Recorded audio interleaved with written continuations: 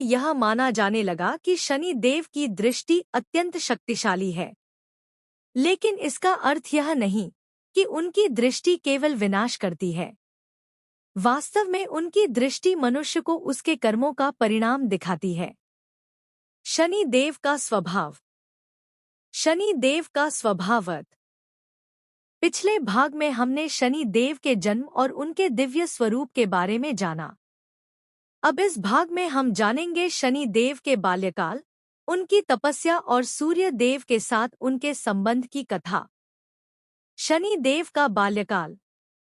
जब शनि देव का जन्म हुआ तब उनका स्वरूप अत्यंत गंभीर और शांत था।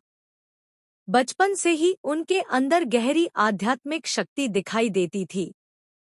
वे सामान्य बालकों की तरह खेलकूद में अधिक रुचि नहीं लेते थे। उनका मन ध्यान और तपस्या की ओर अधिक आकर्षित रहता था। उनकी माता छाया उन्हें हमेशा धर्म, न्याय और सत्य का मार्ग सिखाती थी। वे उन्हें यह बताती थी कि संसार में सबसे बड़ा धर्म है न्याय करना और हर प्राणी के साथ समान व्यवहार करना। छाया देवी की शिक्षा का शनि देव के जीवन पर बहुत गहरा प्रभाव पड़ा। शनि देव की तपस्या।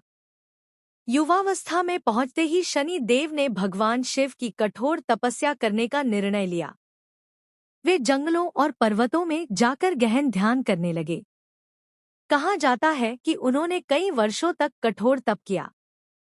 वे दिन-रात भगवान शिव का ध्यान करते रहे। उनकी तपस्या इतनी कठोर थी कि देवता भी आश्चर्यचकित हो गए। अंततः भगवान शिव उनकी भक्ति से प्रसन्न हुए और उनके सामने प्रकट हुए। भगवान शिव ने शनि देव से कहा, वत्स, तुम्हारी तपस्या से मैं अत्यंत प्रसन्न हूँ। तुम मुझसे जो भी वरदान मांगना चाहो, मांग सकते हो। तब शनि देव ने विनम्रता से कहा, हे महादेव, मैं चाहता हूँ कि मुझे ऐसा दायित्व मिले जिससे मैं संसार में न्याय स्थापित कर सकूं और हर प्राणी को उसके कर्मों का फल मिल सके।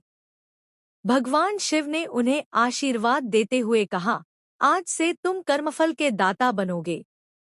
संसार में जो भी जीव जैसा कर्म करेगा, उसे उसी के अनुसार फल मिलेगा। इस न्याय के कार्य को तुम संभालोगे। इस प्रकार शनि देव को कर्मफल दाता का स्थान प्राप्त हुआ। सूर्य देव के साथ संबंध। हालांकि शनि देव सूर्य देव के पुत्र थे, लेकिन उनके संबंध प्रारंभ में बहुत मधुर नहीं थे। सूर्य देव का तेज अत्यंत प्रबल था और